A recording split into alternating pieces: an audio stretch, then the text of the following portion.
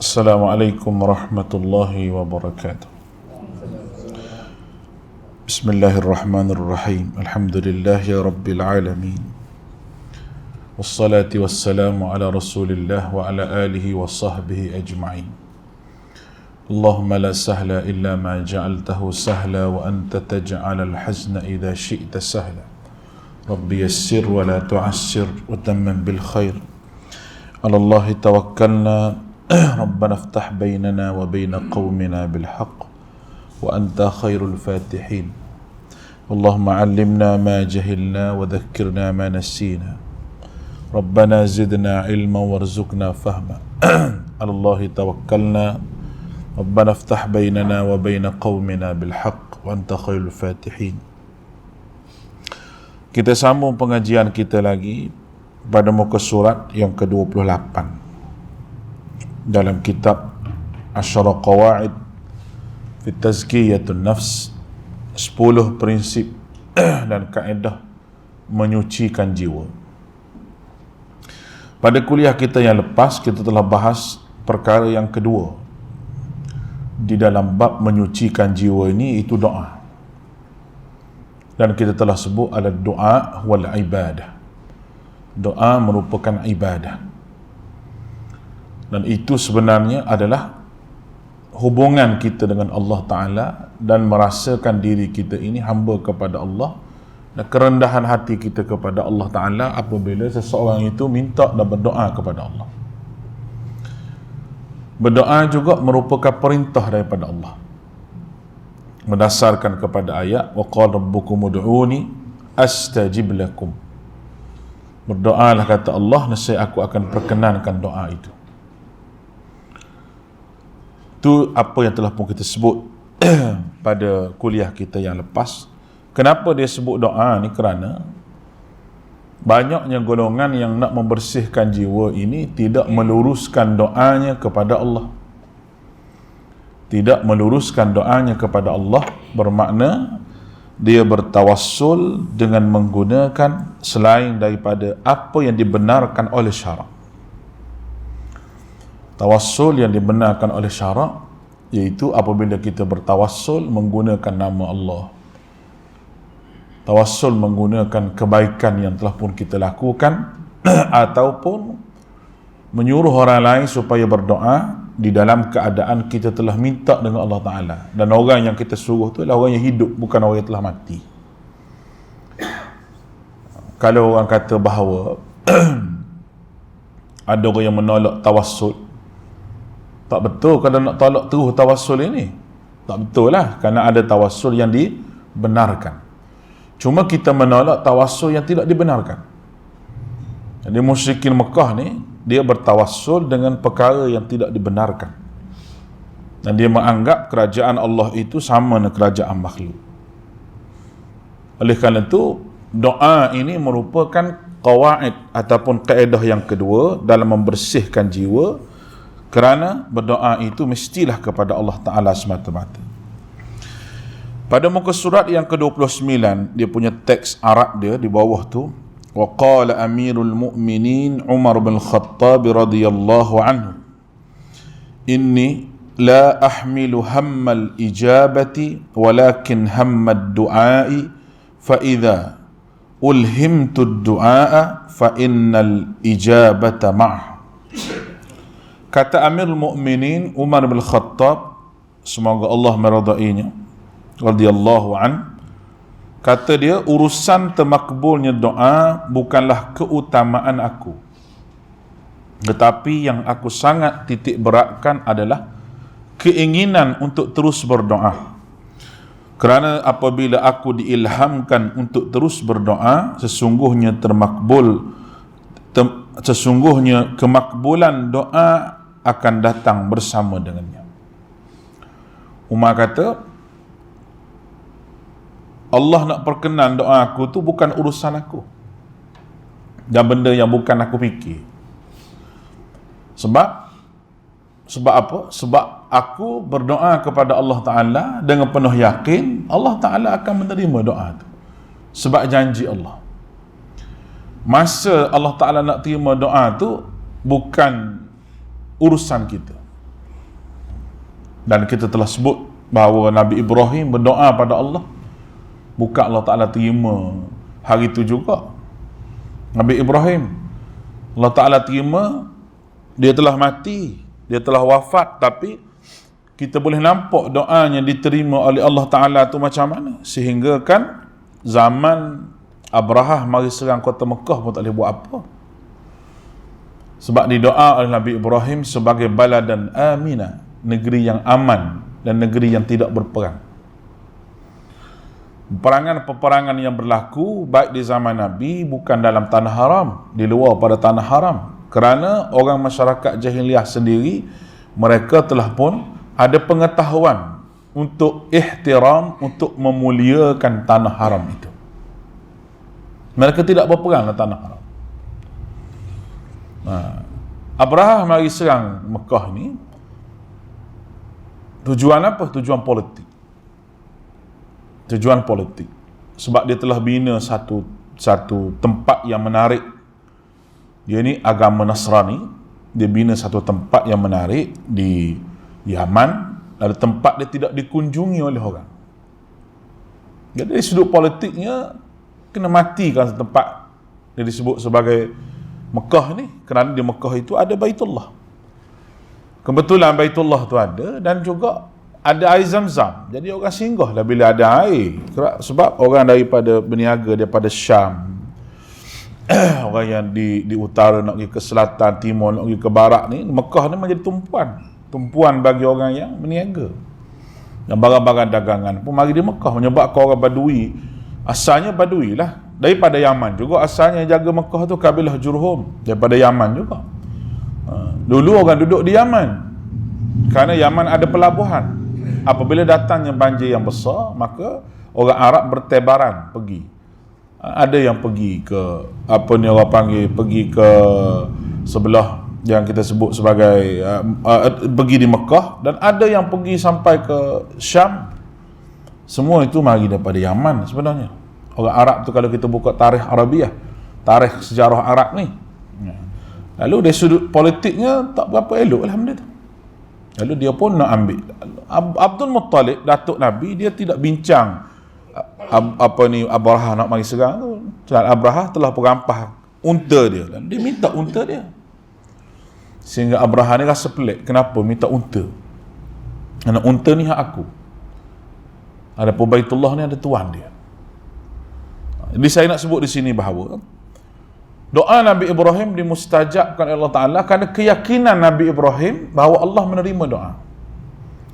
Jadi apabila kita minta dengan Allah, kita kena yakin kata Allah Ta'ala akan menerima doa kita. Cuma masa untuk terima itu bukan urusan daripada kita. Mungkin kita telah mati bahawa Tuhan terima doa kita untuk zuriat keturunan kita, dan Allah Ta'ala jaga zuriat keturunan kita. Tapi kita kena minta dengan Allah Ta'ala dalam segala perkara, hatta perkara yang melibatkan perasaan kita.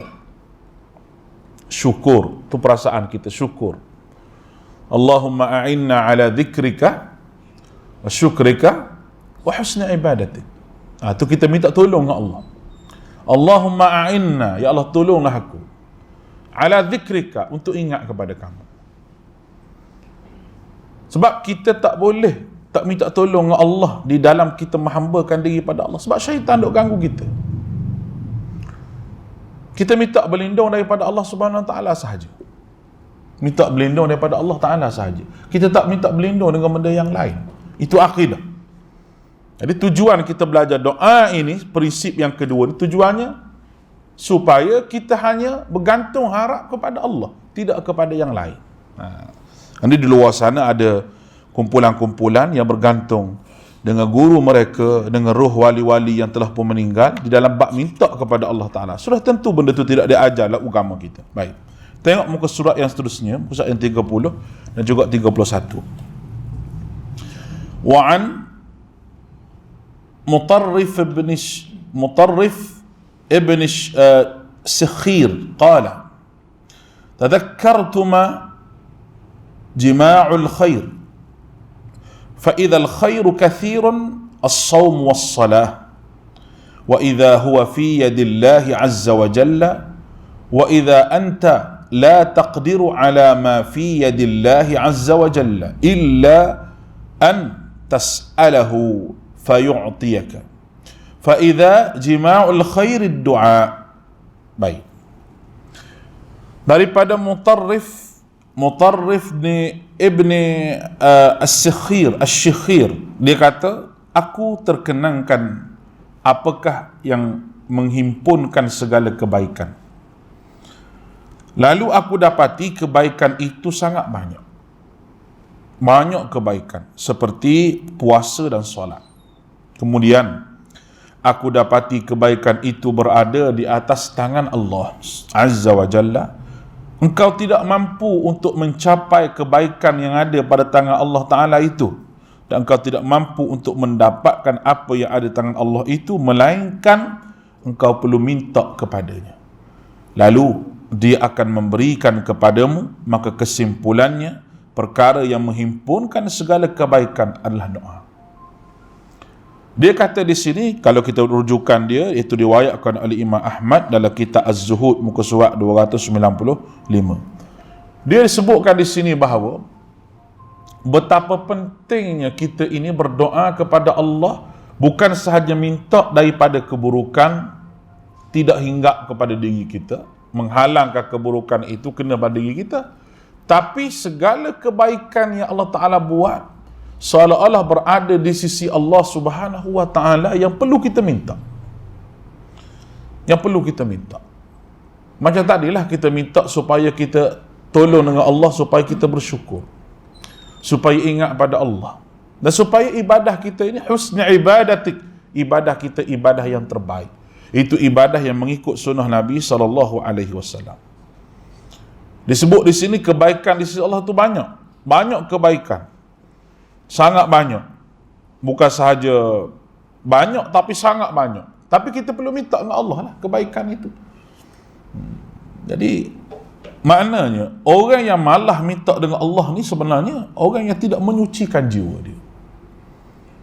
Kerana minta kepada Allah itu adalah salah satu daripada sifat kehambaan kita pada Allah. Doa ini kehambaan kita pada Allah Ta'ala.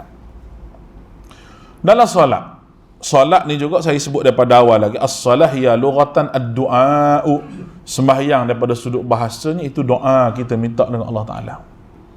Dan memanglah ada permintaan dalam sembahyang itu, iaitu permintaan supaya ihdinas sirata al-mustaqim, supaya tetapkan kita, tunjukkan kita jalan yang benar, jalan yang betul. Kenapa perlu pada jalan yang betul ni? Kerana silap jalan atas muka dunia ni, bila sampai di hari akhirat, dia tak boleh patah semula. Kalau silap jalan di atas muka dunia, kalau duduk atas muka dunia semula, dia boleh balik pada Allah, yang kita sebut sebagai taubat. Taubat pada Allah. Taubat juga satu kebaikan yang Tuhan bagi pada kita. Tuan-tuan pernah minta doa pada Allah, Allahumma ja'alni minat tawwabina wa ja'alni minal mutatahhirina wa ja'alni min ibadikas salihin. Itu di antara kita minta dengan Allah. Allahumma ja'alni minat tawwabin. Jadikanlah aku orang yang bertaubat. Dan taubat ini disebut at-taibun al-abidun as-saihun as-sajidun al-amirun bil ma'ruf. Tersebutlah Quran. At-taibuna adalah sifat hamba Allah Ta'ala. Maknanya orang yang menjadi hamba Allah, taubat itu menjadi darah daging dia. Bukan sahaja astaghfirullah, tapi dia bertaubat kepada Allah, balik semula kepada Allah. Ja'alni minat tawwabin wa ja'alni minal mutatahhirin, dan jadikanlah aku yang bersih. Bersih bukan sahaja kebersihan di luaran, kebersihan yang paling penting sekali dalaman kita mesti bersih daripada riak, daripada hasad. Wa ja'alni min ibadikas salihin, dan jadikanlah aku daripada ibadikas salihin, hamba kamu yang soleh. Nak jadi hamba soleh ni kena ikut orang yang paling soleh lah. Siapa dia orang paling soleh? Nabi kita Muhammad SAW, yang paling soleh sekali. Nah, Nabi kita yang paling soleh sekali, kerana dia tu uswatun hasanah. Dia tak jadi nak jadi paling soleh tak ikut Nabi. Orang hari ni duk besar ke keturunan Nabi saja, ikut Nabi tak mahu. Tak mau mengaji hak Nabi tinggal, nak puja keturunan Nabi saja. Kita pun sayang keturunan Nabi, kalau betul dia keturunan Nabi. Bismillah.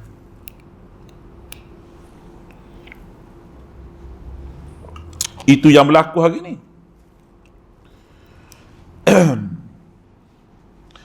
Bila kita kata keturunan Nabi, orang bakal gila sebab keturunan Nabi. Tapi apa yang nak ambil daripada keturunan Nabi tu? Nak dapat apa daripada keturunan Nabi tu?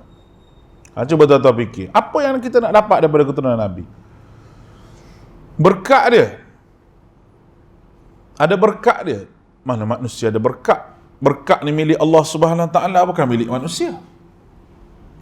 Tu benda yang kita mengaji dah lah. Berkat tu milik Allah. Manusia tak ada berkat apa pun. Kita nak apa daripada keturunan Nabi? Memang kita kena sayang pada keturunan Nabi, tapi kita lebih sayang lagi kepada apa yang Nabi tinggalkan. Jadi terbalik hari ni. Orang hari ni, hak Nabi tinggal, dia tak mahu mengaji. Dia nak ambil jalan mudah nak masuk syurga. Allah, mana ada jalan mudah nak masuk syurga ni? Susah nak masuk syurga ni, bukan senang. Kita kena berperang dengan diri kita sendiri, kena berperang dengan syaitan, kena minta tolong Allah Subhanahu Wa Taala, kena persiapkan diri kita. Senjata dah ada, cara dah ada, cuma tak guna saja. Benda dah ada depan mata kita. Syaitan sebagai musuh kita, kita kena ambil sebagai musuh. Lepas tu senjata pada syaitan, yang paling syaitan takut, yang paling syaitan tak suka sekali, Quran. Dah Quran pun kita malah baca. Duk kasidah, duk bergendang, ngorang Quran malah baca. Qasidah hafal semua sekali. Siapa dia ajar begitu? Agama tak ajar benda begitu. Nah, agama tak ajar benda begitu. Tapi benda itulah yang menjadi trend pada hari ini. Orang-orang yang ada duitnya, orang yang artis apa semua, dia nak jalan tu, dia macam Islam ni macam satu hiburan bagi dia. Islam bukan satu hiburan. Islam satu penyerahan diri kepada Allah Ta'ala untuk mengabdikan diri kepada Allah. Islam tidak menolak hiburan. Bukan Islam tolak hiburan tu, tidak ada benda yang boleh kita berhibur. Tapi jangan jadikan agama ini satu bahan hiburan. Agama ni barang kita ni nak amal agama ni. Agama ni nak amal. Ni 24 jam ni mari bulan Rabiul Awal ni nanti.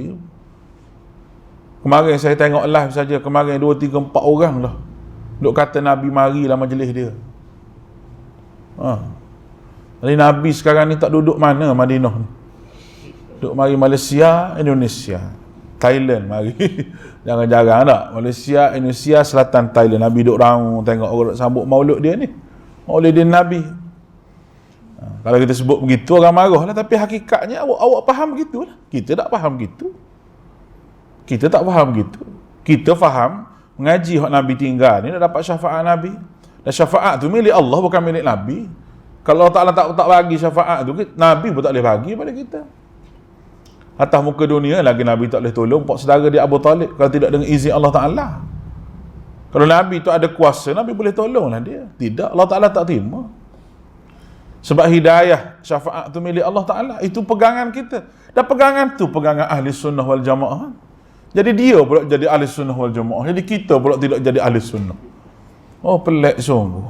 Orang Kelantan kata terbalik kuk.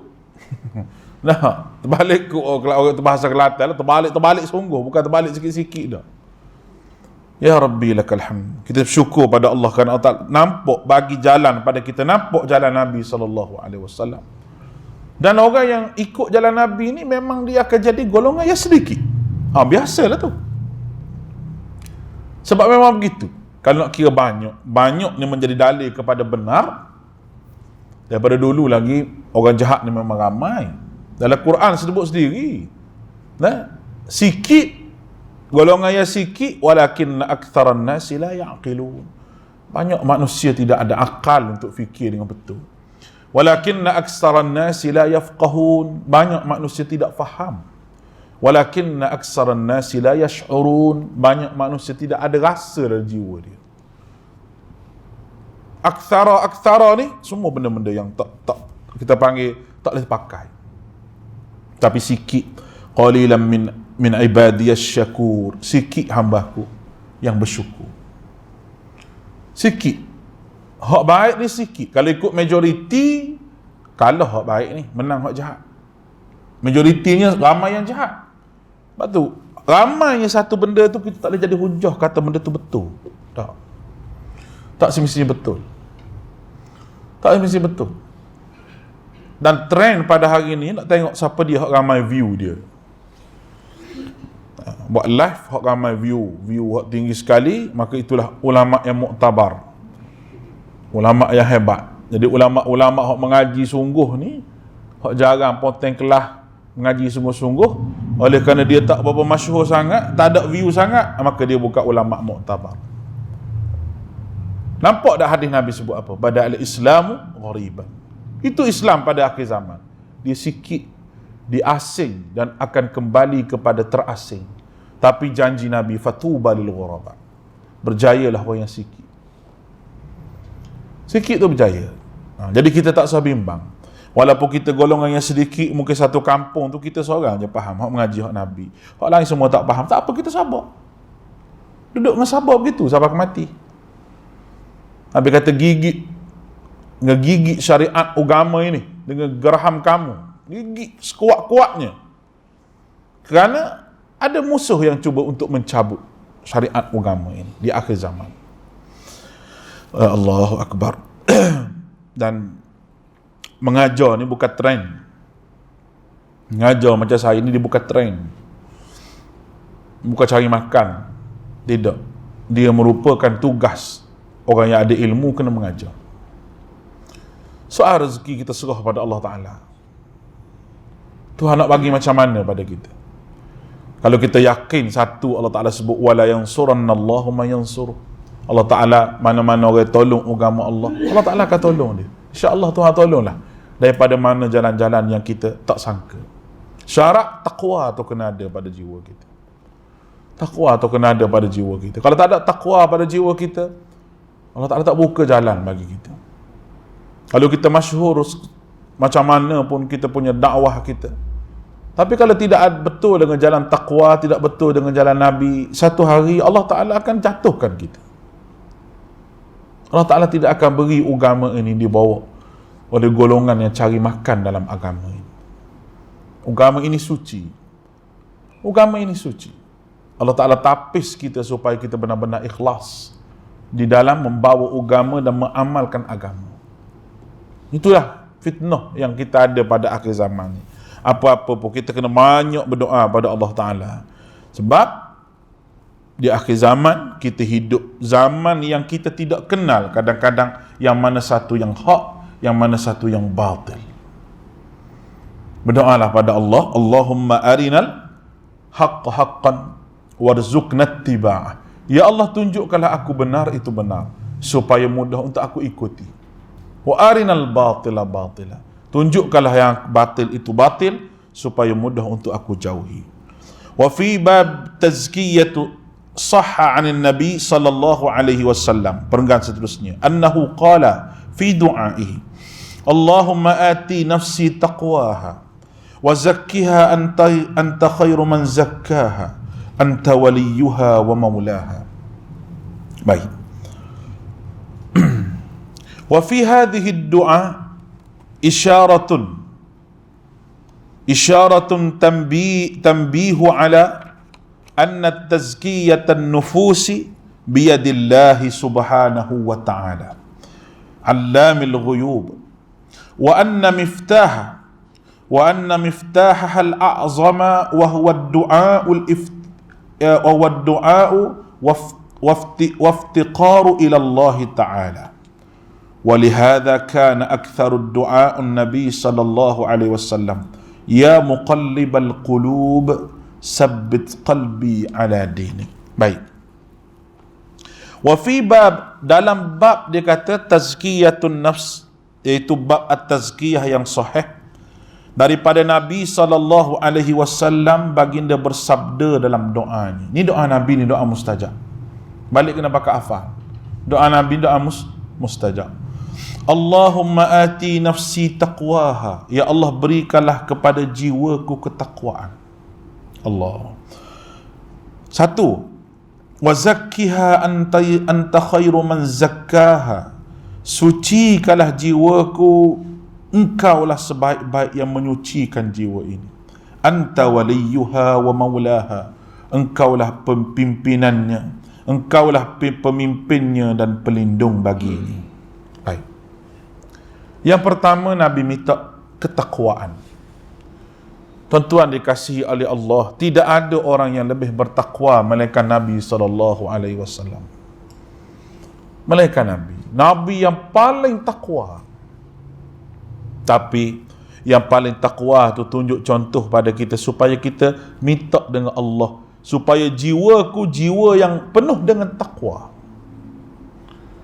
Jiwa ni, kita ni jiwa yang penuh dengan takwa. Dan Nabi sebut at-taqwa hahuna. Nabi kata takwa duduk sini. Sebab apa? Sebab dalam Al-Quran, kalau kita sebut takwa ni menyelesaikan banyak masalah kehidupan kita, berkaitan dengan perasaan kita. Contoh ayat, wa may yattaqillah yaj'al lahu makhraja wa yarzuqhu min haitsu la yahtasib. Wa may yattaqillah, mana-mana orang yang bertakwa kepada Allah, yaj'al lahu makhraja, Allah Ta'ala akan lesarkan dia punya urusan dia, buka jalan kepada dia. Satu. Yang kedua, wa yarzuqhu min haitsu la yahtasib, Allah Subhanahu wa Ta'ala bukan sahaja begitu, tetapi Allah Subhanahu wa Ta'ala buka jalan kepada dia, jalan yang baik kepada dia. Ya Allahu Akbar. Jadi kalau kita tengok dalam surah yang lain pun berkenaan dengan wa may yattaqillah, di antaranya dalam surah At-Talaq juzuk yang ke-28. Surah At-Talaq juzuk yang ke-28 ada lagi Allah Ta'ala sebut perkataan wa may yattaqillah. Tadi wa may yattaqillah ja'al lahu makhraja, ayat yang kedua, wa yarzuqhu min haitsu la yahtasib. Lepas tu dalam surah At-Talaq tu juga Allah Ta'ala sebut ayat nombor 4, wa may yattaqillah yaj'al lahu min amrihi yusra. Ayat yang keempat surah At-Talaq juga, mana-mana orang yang takwa kepada Allah Ta'ala, yaj'al lahu min amrihi yusra, Allah Ta'ala akan mudahkan urusan dia. Jadi punca kepada, kalau kita cakap mafhum mukhalafah ni maknanya faham di sebalik apa yang disebutkan oleh Allah Ta'ala. Maknanya susahnya hidup manusia ni adalah ujian ketakwaan. Susahnya hidup manusia ni ujian ketakwaan yang Allah Ta'ala beri kepada kita. Malah kalau orang tu tidak bertakwa kepada Allah Ta'ala, susah hidup dia. Kalau orang mukmin lah. Kalau dia tidak mukmin, Tuhan bagi mudah dapat dunia pada dia. Sebab Allah Ta'ala nak laknat dia dengan dunia tu. Allah Ta'ala laknat dengan dunia. Jangan kita fikir bahawa orang yang ada segala-galanya melengkap bahawa Tuhan rahmati dia. Dia tu semayang pun tidak. Nah, semayang pun tidak. Buka aurat situ sini, buat perkara-perkara, konten-konten yang entah apa-apa. Kalau kita tengok zaman sekarang, asalkan boleh duit. Hilang malu pun tak apa, asal boleh duit.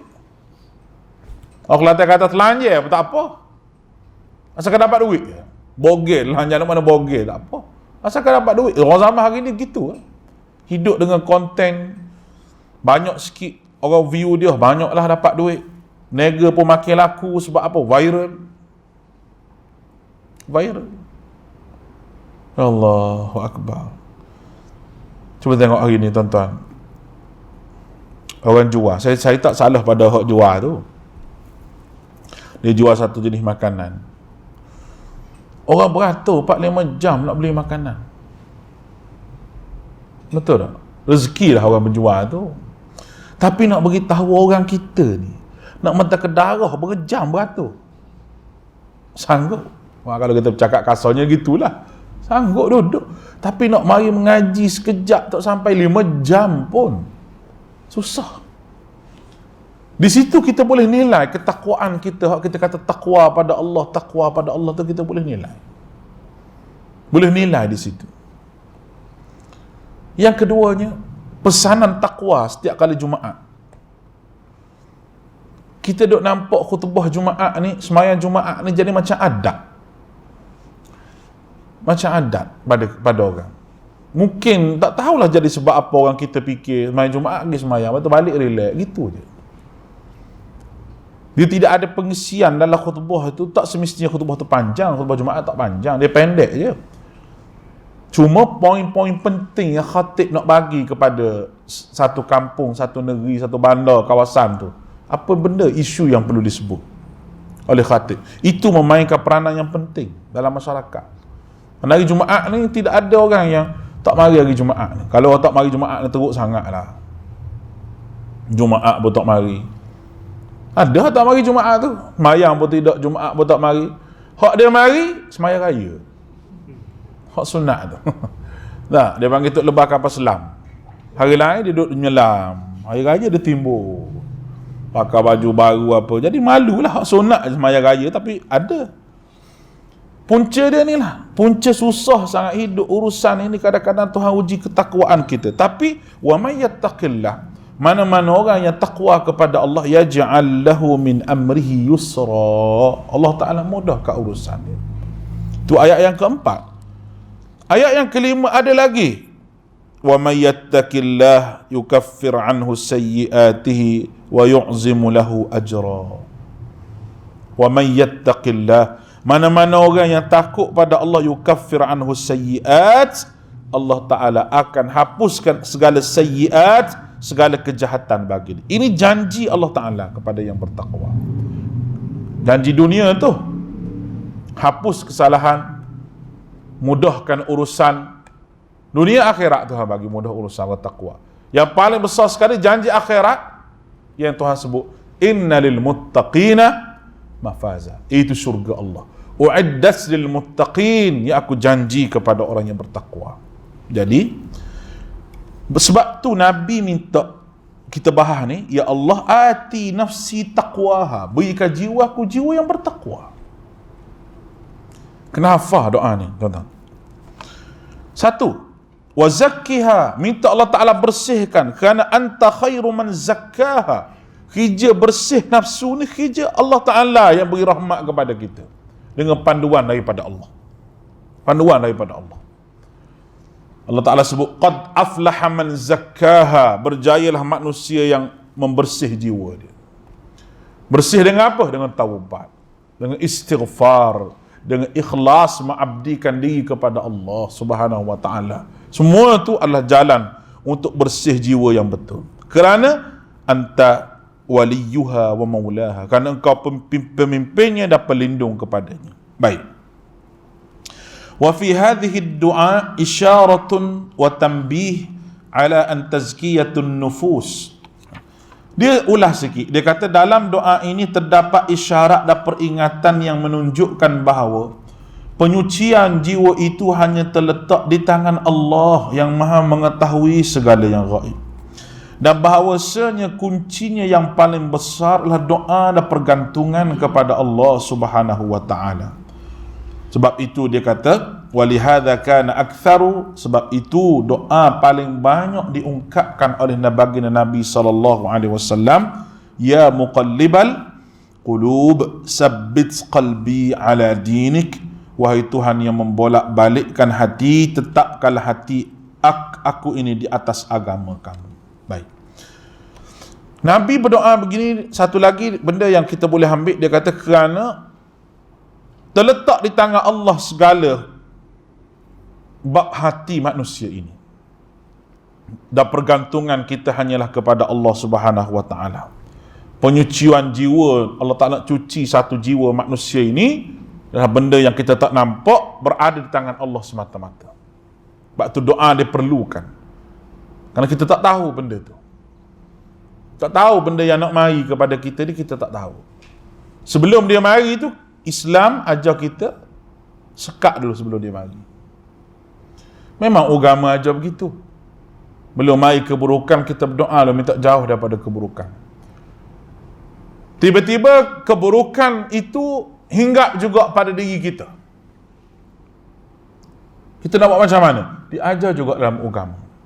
Benda yang kita tak mahu dengan hati kita Tuhan bagi, kita disuruh sabar dalam ketaatan. Kerana sabar dalam ketaatan itu dapat pahala.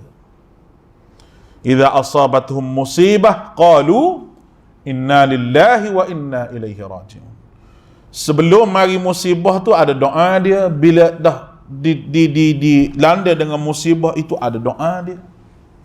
Begitulah agama. Dia jaga Sebelum pada kena lagi dia jaga dah. Bila jaga sebelum daripada kena dan terkena juga adalah ketentuan daripada Allah. Kena terima juga. Memang manusia tidak mahu diuji dengan apa yang Allah Ta'ala sebut dalam Quran tu. Dah, kelaparan, kesusahan. Memang tidak ada manusia yang nak hidup dalam keadaan lapar, takut, susah, kurang makanan. Beras naik, berbising dah. Nah, beras naik harga. Kawan ni kata begini, orang ni kata begini, orang ni kata begini. Macam-macam perkataan yang keluar. Apabila tak cukup beras, dia kata. Beras tak ada, menteri kata beras ada. Sebab beras tu makanan asasi. Makanan asasi kita. Tak apalah, itu masalah orang politik. Nak beras ada ke tidak, dia jawab lah. Tapi nak beritahu kita bising dah. Harga barang naik pun kita bising, hak ni bising. Sebab kita tak mahu benda-benda begitu. Tak mahu benda-benda begitu. Dan apabila ada juga, kita tak mahu benda begitu terjadi juga, kita kena berdoa pada Allah. Supaya Allah Ta'ala teguhkan kita di dalam perkara yang kita tidak mahu perkara tersebut datang kepada kita. Kesakitan yang kita tak mahu. Belum pada sakit lagi kena berdoa dah supaya jauh daripada sakit. Bila dah sakit kena berdoa pula dalam sakit. Boleh nampak ni? Bila mati nak berdoa macam mana? Dah mati dah. Orang lain pula tolong doa pada kita. Kita tak nak berdoa dah sebab kita mati. Sebab tu kita tak boleh minta orang mati. Dia nak berdoa macam mana dengan Allah Ta'ala sebab dia mati dah. Tak ada hubungan dah. Kita yang kena doa pada dia. Bukan kita suruh dia minta doa dengan Allah Ta'ala. Oh, pening sungguh. Nah, puak-puak ni pergi di kubur minta supaya Tok Wali ni berdoa dengan Allah Ta'ala untuk pihak dia. Nak berdoa macam mana? Dia mati dah. Dia tak nak berdoa apa? Dia alam roh. Alam roh bukan alam untuk ta'abbud, alam untuk mengibadahkan diri pada Allah Ta'ala. Tidak. Alam roh merupakan permulaan kepada alam akhirat, bermula dengan mati. Kalaulah akhirat tu, kita kata alam roh ini saya sebut tadi, permulaan dia mati. Akhirat tu mati dulu. Bila mati seorang, maka kiamat tu telah berlaku untuk diri dia seorang.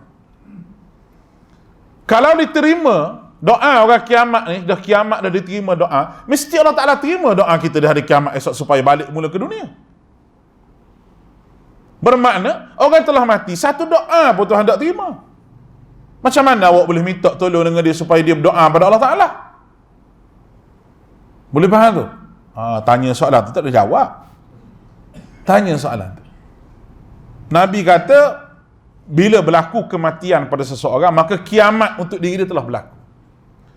Bermakna bila kiamat, putus hubungan segala-gala. Nak berdoa, nak ibadah, nak semayang, tak boleh. Walaupun duduk di alam roh. Merayu pada Allah pun, Allah Ta'ala tak kembali semula ke dunia. Macam mana awak boleh pergi minta dengan dia, supaya dia minta dengan Allah Ta'ala keberkatan, supaya dia dengan berkat dia. Macam mana Tuhan nak bagi sedangkan dia tu tak boleh minta dengan Allah Ta'ala dah. Kalau orang mati tu boleh minta dengan Allah Ta'ala, saya yakin dia akan minta nak balik semula ke dunia. Kita pun nak minta begitu kalau boleh. Kalau kita mati. Betul tak tuan-tuan? Kita nak balik semula ke dunia. Nak duduk apa dalam kubur? Pizza tak ada, McD tak ada. Tak nak makan apa? Nah, susahlah kubur ni seorang-seorang. Kita sakit dalam muka dunia ni, paling kurang ada juga teman, isteri tolong teman, anak tolong teman, kita duduk di rumah, boleh tengok TV, tengok Astro. Dah, boleh juga layar TikTok, lah kubur nak TikTok apa dia? Hak tu pun tak boleh nak fikir dah. Logik dah tu kita bagi tu. Jadi mengaruknya pok-pok ni minta dengan orang mati. Tapi hak tak percaya situ. Pergi sampai ke Yaman tu, minta dengan berkat dengan kubur dengan wali-wali. Habis jadi mulia. Mulia tempat dia tu lebih pada Mekah lagi. Lebih pada Mekah lagi. Sampai anjing tempat dia pun wali juga. Habis. Anjing jadi wali, bewok jadi wali, dog ada wali habis licin. Mengaruk semua. Allahu Akbar. Letih kita jawab benda-benda begini ni. Baik. Nabi doa apa? Kita tengok doa Nabi. Tadi kita satu doa ni, ya muqallibal qulub. Wahai Tuhan yang membalikkan hati. Qulub ini dia macam bola. Dia tak ada muka. Macam ini muka depan, ni belakang, ni depan, ni belakang. Dah, pintu depan, pintu belakang. Macam ni. Ni ada muka ni. Hak ni sini. Pusing sini. Dia begini. Qalb ini bulat. Pusing kat mana pun tak tahu muka di mana. Macam bola bulat. Jadi hati kita ni sifat dia begitu. Dia pusing kat ni, dia pusing. Allah Ta'ala boleh pusing bila-bila masa. Sebab tu kita minta dengan Allah Ta'ala hak pusing hati ni. Nabi minta satu je. Sabbit qalbi.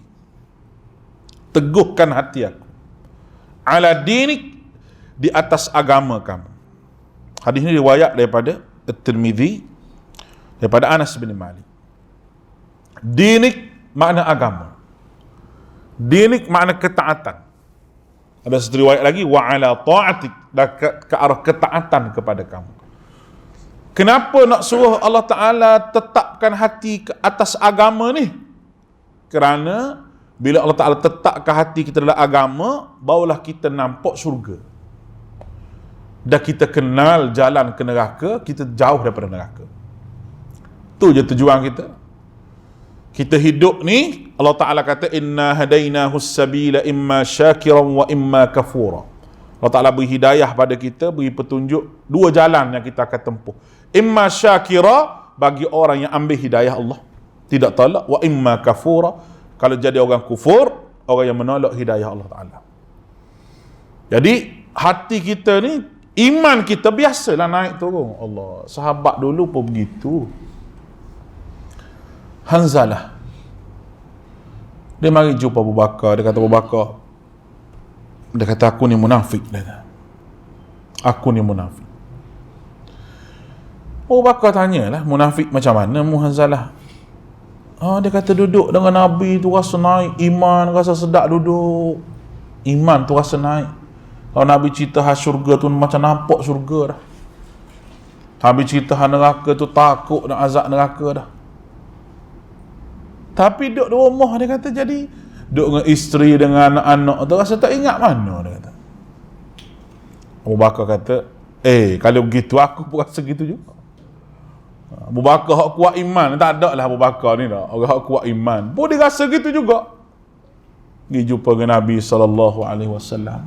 Tanya masalah perasaan tu yang melanda jiwa dia, duduk dengan Nabi rasa iman ni naik, duduk dengan rumah rasa macam turun je iman ini. Nabi kata sa'atan. Nabi jawab gitu. Kita kata pada-padan begitu. Memang begitu sifat dia. Tapi apabila kamu fastaqim kama umirta, kamu istiqamah di atas apa yang Allah Ta'ala tetapkan pada kamu, perintahkan, wala tattabi' ahwa'ahum, dan jangan kamu ikut hawa nafsu. Maknanya ketika iman lemah tu, kamu kena istiqamah, kena minta dengan Allah. Kalau tak minta dengan Allah Ta'ala, hawa nafsu akan kuasai, dan kamu akan ikut hawa nafsu. Pelemah iman itu adalah manusia mengikut hawa nafsu. Itu lemahnya iman. Jadi di sini kita faham betapa pentingnya sampai Nabi ungkap doa ini paling banyak. Kata ulama hadis itu, ya muqallibal qulub, sabbit qalbi ala dinik. Baik. Famata ijtima'a ala al-'abd qalbu wa sadaqat daruratuh وفاقته وقوي رجاؤه ولم يتعجل الإجابة وتحرى الأوقات الفاضلة فلا يكاد يرد دعاؤه. Apabila seorang hamba itu telah kuat keazamannya, benar keperluannya dan kefakirannya terhadap Allah, jitu harapannya, sedangkan dia pula tidak tergesa-gesa. Isti'jal ni makna tergesa-gesa untuk dimakbulkan doa, serta memilih waktu-waktu yang utama untuk berdoa, maka hampir-hampir sahaja doa itu tidak akan ditolak. Apa maknanya? Dia kata bila seorang manusia itu famata ijtima' 'ala al-'abdil qalb, dalam hati itu kuat keazaman dia, keyakinan dia kepada Allah Subhanahu wa taala. Dan benar keperluan dia. Dia minta itu bukan keinginan, tapi keperluan. Baik. Kita tengok diri kita sendiri, jangan tengok orang lain. Yang kita minta selama ni keperluan atau keinginan? Nabi minta keinginan ke keperluan? Nabi minta keperluan. Nabi tak minta keinginan. Sebab kalau Nabi ni minta keinginan, tak lapar Nabi. Ni Nabi kat perut dengan 2 anak batu lapar. Ujian juga kepada Nabi dengan kelaparan. Dan kita disuruh untuk berlapar, itu berpuasa, sebagai ujian kepada kita. Nak suruh kita rasa bahawa kelaparan itu amat menyiksakan kita. Daripada faedah kita berpuasa tu, kita tak bagi, kalau kita jadi pemimpin, kita tak bagi rakyat kita lapar. Kerana rakyat yang lapar, pemimpin yang kenyang, kerajaan tu cepat jatuh. Cepat jatuh. Sebab rakyat perut lapar. Bila rakyat perut lapar, tengok pemimpin makan sedap-sedap, memang kerajaan tu tak lama. Percayalah cakap saya. Bagaimana kerajaan yang ada di atas muka dunia sebelum daripada ni, rakyatnya lapar dan tak ada makanan, kan tak lama kerajaan. Sebab rakyat memberontak, tak boleh hidup dalam keadaan lapar. Nak bagi tahu Nabi ni, kalau dia berkeinginan, dia boleh minta banyak makanan dengan Allah Ta'ala. Tapi Nabi tidak minta apa yang diinginkan. Nabi minta keperluan hidup sebagai hamba Allah Ta'ala. Inilah yang paling payah. Ya Rabbi, orang kita ni apabila ada cukup keperluan, minta lagi keperluan, seolah-olah macam tak cukup. Macam tak cukup. Kita nak buat macam mana? Ini masalah jiwa kita. Masalah jiwa kita. Cukup dengan apa yang ada adalah salah satu daripada sifat takwa. Al-qana'atu lil qalil. Cukup dengan yang sedikit. Bagaimana yang telah saya sebut dalam kuliah sebelum pada ni, Nabi minta cukup. Allahumma akfini bihalalika an haram. Cukup dengan benda halal, sampai tidak berkenan dengan benda yang haram. Tapi lah bagaimana sahabat mencukupkan keperluan dia, tapi dia kaya. Kaya. Sayyidina Uthman kaya. Bagaimana hidup Sayyidina Uthman? Mewah ke macam mana ke? Tak. Dia cukup keperluan, hak banyak lagi dia infak, dia wakaf, dia khairat, dia buat macam-macam. Kerana lebih daripada keperluan dia, harta dia sendiri tu banyak. Modal untuk rolling dia berniaga tu sentiasa pusing, tapi untung tu dia ambil ikut keperluan dia. Dia ambil ikut keperluan dia. Tidak adalah orang yang pandai berniaga ni. Kau cari Uthman bin Affan, dia pandai sungguh. Bukan pandai main-main. Abdul Rahman bin Auf tu kita kata kaya dah. Nah, kaya dah Abdul Rahman bin Auf ni, tapi Uthman tu lebih pada Abdul Rahman lagi. Dengan skill dia berniaga tu, tak bayarlah dia pergi ke Habasyah. Dia hijrah bersama Ja'far ke Habasyah. Sayyidina Uthman ni hijrah 2 kali. Yang pertama ke Habasyah. Dia pergi tu bawa modal sikit je. Sampai di Habasyah, dia kaya juga di sana. Dia pernah berniaga pandai. Bukan skamer, berniaga. Nampak ni? Ada hak mari pada Maghribi tu jual muka ya tu. Agama budak pandai tu skamer tu. Tu bukannya orang agama. Uthman tidak, pergi jual duduk di Habasyah. Lepas tu adalah orang dengar berita daripada Mekah, berita palsu. Bahawa di Mekah ni orang tak kena siksa dah, orang Mekah terima dah Islam ni begini. Dia pun balik ke Mekah. Rupa-rupanya lebih teruk daripada tu lagi. Dia balik tu dia tinggal semua urut berniaga dia bawa sikit je balik. Tapi di Mekah tu dia berniaga lagi, dia kaya lagi. Kalau tuan-tuan baca macam mana dia deal dengan Yahudi tu. Dia deal dengan Yahudi tu kan. Nak beli telaga tu. Dia bukan kata nak beli. Dah. Sebelum daripada Uthman tu, ramai 2-3 orang dah sahabat mari nak beli telaga tu. Yahudi hambak balik, halau balik. Kalau nak bincang bab berniaga tak payah mari. Nak boleh beli aku tak jual. Air tak cukup.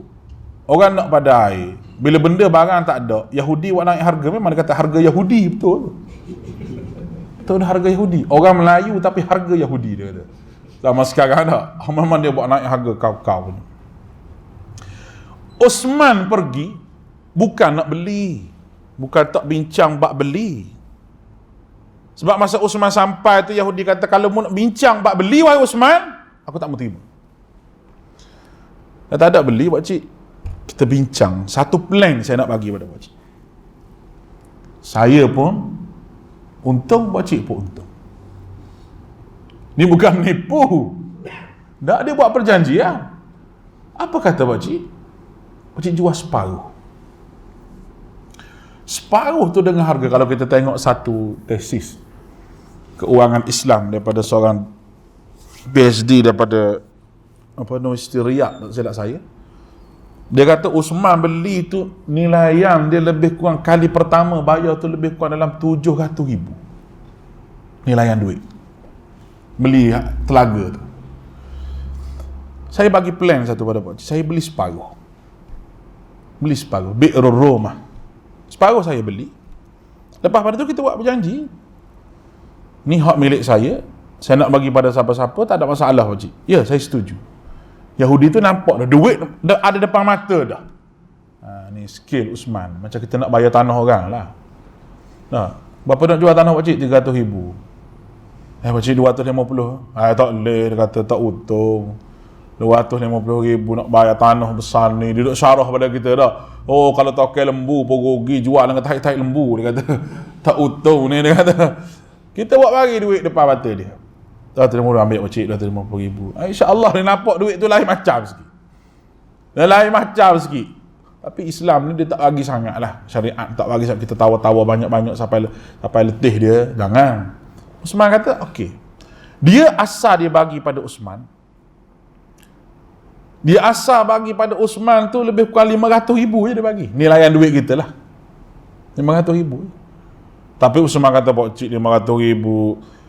Dia kata, tak padan 500,000. Saya up lagi 700,000. Tu cara Osman. Ingat ke minta kurang. Rupanya lain naik. Yahudi tu terkejut, banyak duit sungguh dia ni. Orang panggil haibah yang ada pada Osman itu. Aku boleh beli maknanya. Dia bayar, Yahudi tu okey, buat perjanjian. Jadi hari ni esok hari kamu Osman, kamu boleh gunalah untuk kamu. Osman pun umumlah hari ni hari saya. Jadi ambil lah, siapa nak air, mari ambil semua. Yahudi tu tengok keli-keli. Dia kata, Osman khianat. Pergi jumpa Osman. Macam mana kamu khianat? Kamu kata hak milik kamu, kamu guna je lah air ni. Kenapa nak bagi pada orang? Pakcik, tengok dalam perjanjian. Hak saya dan saya bebas untuk beri pada siapa-siapa. Itu perjanjian kita dalam niaga. Pakcik tu kata, Zabah Osman. Dia kata, Osman sembelih aku hidup-hidup. Dia kata, dia kata Osman sembelih aku hidup-hidup. Tu. Ginilah pakcik. Pakcik tak payah cerita banyak-banyak. Tadi saya bayar 700,000. Sekarang ni saya bayar 300,000, cukup 1 juta. Jadi, pakcik jual lah telaga ni hak milik saya. Senang. Pakcik tak payahlah fikir, pakcik pun dah tua dah. Cara dia deal dengan orang tu menyebabkan orang tu jual habis. Bi'rul Rumah dengan dia punya pohon-pohon tamar dia, dan pohon tamar kebun Sayyidina Osman ni sampaikan hari ni, tuan-tuan. Mati pokok ni ditanam subur. Kerajaan Saudi pelihara kebun dia ni, dan hasil dia tu bawa pergi ke Afrika, pergi ke mana.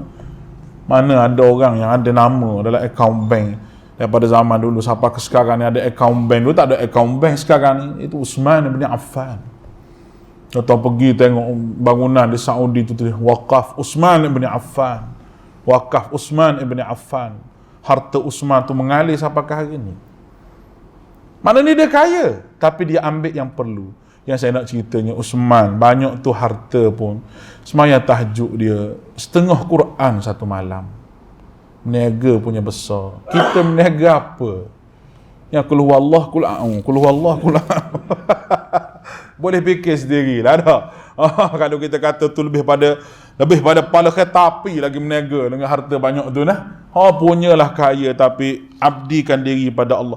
Sebab apa? Sebab ada ni. Sebab ada tazkiyatun nafsi. Kadang-kadang kita ni orang meniaga. Saya tahu saya meniaga. Banyak urusan. Duit keluar masuk kena, tiap-tiap bulan kena audit. Barang nak hantar kena audit. Saya meniaga gaharu. Gaharu orang kata bau macam pinang jeruk tu lah. Nah, ni gaharu ni lah. Bukan nak kempen ni dah, tapi nak bagi tahu ni. Ni gaharu dia. Hantar ke Saudi, hantar ke Riyadh mana. Pening kepala juga. Benda ni masuk barang macam mana, nak hantar, nak lihat orang umrah ke, kena cukai berapa, pening juga. Pening tu kadang-kadang kita duk fikir tu, adalah terlambat solat tu adalah. Bukannya kita perfect tak, terlambat solat, lewat sikit, nak deal dengan Arab ni, kita nak deal ni. Kalau tuan-tuan pergi pakai baju gini, pakai baju macam saya pakai ni, tak layan. Tuan-tuan nak tahu, kita nak pergi dekat dia atau syarikat dia di Jeddah tu, bukan pakai begini, pakai kasut kilat warna hitam, pakai simang tu biar tajam macam atromeng tu. Pakai baju pula, kena baju nak tegak betul-betul ni, nak berniaga dengan dia, barulah dia pergi kat dia. Macam mana berniaga? Nak tolak barangmu berapa, baru dia bercakap. Kalau tak ada cakap, tak percaya, tak tahu pergi dah kedai di Mekah. Dia sama Quraisy ke siapa ke, tuan-tuan pergi ke pakaian biasa-biasa ni, tuan-tuan pun tanya, aku nak minyak wangi paling mahal sekali. Dia tengok atas bawah lah, dia tak percaya punya. Dia tak percaya punya. Begitu meniaga Arab ni, tak tahu sebab apa, dia memang budaya dia boleh jadi gitu kok, budaya dia. Jadi kita nak pergi deal dengan dia tu begini, kadang-kadang kita kata serabut kepala, terbawa-bawa lah solat kita. Bila kita kebaca kisah sahabat yang meniaga juga, yang hartanya lebih daripada kita lagi, belah-belah juta hartanya, Abdurrahman bin Auf, sehingga orang yang menjadi balu, menjadi janda tu, sampai dia boleh pelihara dengan anak-anak yatim semua, yang terbunuh dalam medan perang tu, dia ambil, dia bayar bulanan kepada janda-janda tu, dengan harta yang dia ada, dengan dia meniaga tu. Kita kata hebat sungguh sahabat ni. Allah Ta'ala programkan dia untuk jadi orang yang hebat. Walaupun dunia duduk di tangan dia, tetapi bukan dia genggam penuh dunia tu. Dunia tu duduk di tangan hanya sekadar lalu sahaja depan tangan dia. Bukan dia genggam dengan genggaman yang penuh dalam tangan dia. Sebab apa? Sebab dia ada jiwa takwa. Dia ada jiwa fikir benda tu benda yang perlu, bukan benda yang mahu.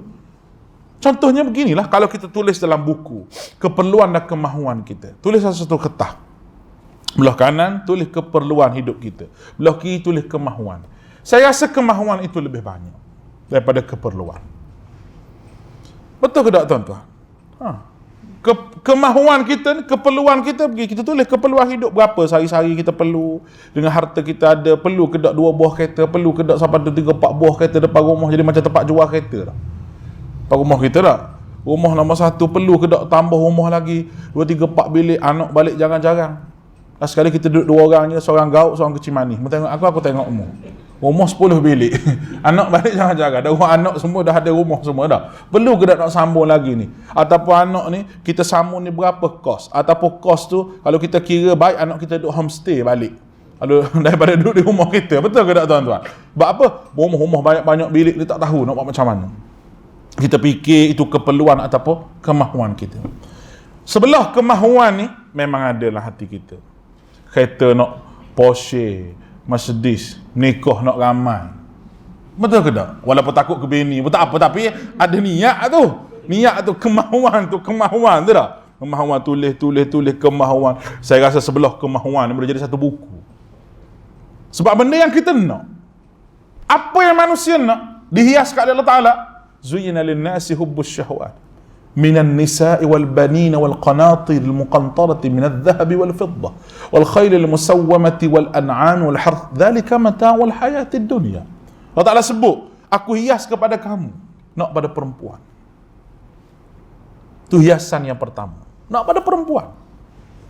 Tanya umur 18, mu nak menikah ke tak? Tanya orang budak umur 18. Oh mesti ustaz nak menikah. Tanya orang 81. Malam pakcik nak menikah, boleh lagi kata. Suara tak apa dah keluar. Ada. Tapi boleh lagi sebut ham menikah tu, segar mata kita kata.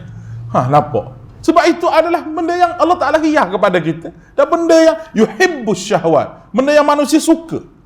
Wal bani, nak pada anak-anak. Nak kepada kebun. Kepada binatang ternakan. Kebun, binatang ternakan, harta, tanah. Kebun ada, apa ni orang panggil, ada buah. Khail musawwamah. Kenderaan yang ada jenama. Ada jenama kenderaan. Kalau kita, saya sendiri pun orang bagi pilihan. Nah, ustaz dah naik kereta, hak ni kereta Toyota. Okey dah Toyota ni, tak okey lah Toyota apa pun ni lah. Hak ni kereta import ni, mana? GMC ke? Kita pilih GMC. Sebab itu adalah benda yang naluri kita. Siapa sahaja. Siapa sahaja dalam hidup kita ni. Tapi itu keperluan ataupun kemahuan kita. Keperluan ataupun kemahuan kita. Kita marah wakil rakyat kadang-kadang pakai kereta besar. Mungkin keperluan dia. Sebab dia duduk pergi sini, letih. Kita tahu kalau kita travel ni letih. Saya ni kalau mari sini naik kereta kancil, Allah, aku berasa tak sampai Bukit Kuala Keran tu cabut 4 tayar dah. Kita nak duduk belunjuk kaki pun tak boleh, mungkin kita besar. Betul tak? Itu keperluan kita. Maka silakan keperluan. Tapi depan rumah tu hak kita naik je motor je. Hak lain tu simpan je. Simpan apa? Simpan nombor plate. Siapa beli nombor plate tu harga puluh-puluh ribu. Bukannya kita tunjuk nombor plate kita, marah buka. Tengok nombor plate ni, malaikat. Jangan tanya ni nombor plate mahal. Tak ada. Kalau boleh jamin keselamatan dalam kubur, tak apa. Beli nombor plate kereta saja, letak dalam tu. Letak dalam apa ni, simpanan kita. Dengan tujuan, oh ni harga mahal. Sampai bila kita nak buat benda begini? Kita tak fikir bahawa benda tu akan disoal di hadapan Allah Subhanahu Wa Ta'ala di hari akhirat. Allah Ta'ala tak lepas kita. La yughadiru saghiratan wala kabiratan illa ahs. Tidak ada satu benda yang kecil, benda yang besar kecuali akan ditulis oleh Allah Ta'ala. Inilah yang menyebabkan Imam Syafi'i tak tidur tengah malam, fikir nak jawab depan Allah Subhanahu Wa Ta'ala ni. Macam mana nak jawab depan Allah? Jadi kan saya baca satu tulisan Dr. Sukhrawi, Al-Iman wal Hayah, iman dan kehidupan. Hidup kita ni kena balance, kena fikir. Kita nak buat ni, keperluan kita, kemahuan kita. Kalau kita ikut perluan, insya-Allah kita dapat jawab depan Allah Ta'ala. Tapi kalau kita ikut kemahuan kita, banyak kita akan jawab depan Allah. Takut tak lepas nak jawab depan Allah, kerana itu adalah kemahuan. Kalau ikut orang, memanglah tengok orang ni seronok. Pergi rumah orang tengok besar. Saya ada satu pergi rumah orang. Masuk rumah dia tu, terkejutlah saya. Ada akuarium besar rumah dia. Dinding besar akuarium. Ikan cantik. Duduk berapa orang? Duduk 3 orang. Dengan cucu seorang. Anak-anak ada 4 orang tu, semua duduk. 4 lain ada duduk luar negara seorang. Bilik ada 9 bilik. Duduk 3 orang, bilik 9. Hak lain cicak duduk main. Dah, bibi ada 5 orang. Makan nasi sekali dengan saya, makan nasi. Dia makan nasi dengan sambal je. Makan kambing apa tu, semua saya makan tu. Kenapa tak makan ni? Tak boleh, tak darah tinggi. Oleh kecemasan ni, oleh kena jaga, tu kena jaga. Sudah makan tu, secekuk obat buat mari. Kita kata Allah, dalam hati kita kata Allah. Dia duduk bagi tahu saya masalah dia. Masalah gini. Kita fikir sekali, kita kata, ya Allah, hidup bukan main-main, patut tak ada masalah. Rupanya ada masalah. Allah Tuhan kaya sungguh. Tu, makan dengan orang kaya. Saya biasa juga makan orang susah. Betul, orang susah. Orang susah dia tak ada fikir apa. Kita pergi rumah dia, ikan keli tu, dia rebus, dia bakar. Makan pagi. Tengah hari pun lauk tu juga. Kita jarang-jarang jumpa ikan keli bakar ni, makan nasi banyak lah. Kawan kita kata, taruh tuan rumah. Takut tuan rumah tak ada nasi. Tak. Rumah dia pula rumah kayu gitu. Rumah buluh gitu. Kawan saya kata naik, tuan rumah kata naik makan. Kita makan di bawah ni lah. Saya tengok dah tangga dia tu duk belok gitu tangga. Kalau aku naik kotor tangga ni malu. Makan nasi di bawah rumah tu, bawah pokok mempelam tu, pokok pauh tu yang makan nasi. Tapi tak ada cerita apa, duk cerita duk menanam sayur, duk apa, duk begitu begini. Itu cerita dia. Nampak diri dia tak ada serabut. Mungkin dia ada serabut juga lah, tapi dengan cara itu dia pun makan nasi pun, penyakit pun tak ada apa. Nak banding hak kaya tadi ada penyakit, ada apa. Kita kata kalau kaya, rumah 9 bilik, kereta banyak ni, makan nasi sekawah sehari. Kambing 4 ekor sehari dah. Baru puas hati dengan kaya. Tapi tak juga. Biasa gitu je. Itulah yang Allah Ta'ala kata, walikulli syai'in indahu bimiqdar. Setiap sesuatu Allah Ta'ala buat tu ada qadar dia, banyak ni. Allahu Rabbi lakal hamd. Kita kena banyak bersyukur pada Allah. Tuhan bagi pada kita macam ni. Boleh mari mengaji. Jauh pun kita mari, dekat pun kita mari, sanggup duduk, kita banyak bersyukur pada Allah. Sebab paling kurang Allah Ta'ala bukalah kita jalan untuk kita tahu hidup kita ni yang mana satu keperluan kita, yang mana satu kemahuan kita. Kemahuan ini dunia, keperluan kita akhirat. Kita kena penuhkan keperluan akhirat. Kalau kita nak buat apa-apa, fikir akhirat dulu. Dalam banyak-banyak rukuk iman, Nabi ambil 2 je. Bukan Nabi ambil 2 suruh beriman 2, tidak. Tapi 2 tu merangkumi semuanya. Apa dia? Man kana yu'minu billahi wal yawmil akhir. Siapa yang beriman kepada Allah dan hari akhirat. Kerana orang beriman kepada Allah, dia akan beriman lagi dengan malaikat, dengan Rasul, sebab dia percaya pada Allah. Hak penting sekali akhirat. Kerana akhirat ni lah benda yang ditolak oleh musyrikin Mekah. Dan orang yang ada akhirat lah jiwa dia, segala benda kehidupan dia ni, insya-Allah Allah Ta'ala akan bagi. Dia fikir dulu nak buat tu akhirat macam mana. Kalau ada fikir gitu, orang panggil itulah tazkiyatun nafs yang sebenarnya. Wallahu a'lam. Insya-Allah kita sambung kuliah kita di bulan yang akan datang, insya-Allah pada perkara yang seterusnya. Tuan tanda sikit. Ya Allah. Sallallahu ala Muhammadin wa ala sahbihi ajma'in. Assalamualaikum warahmatullahi wabarakatuh.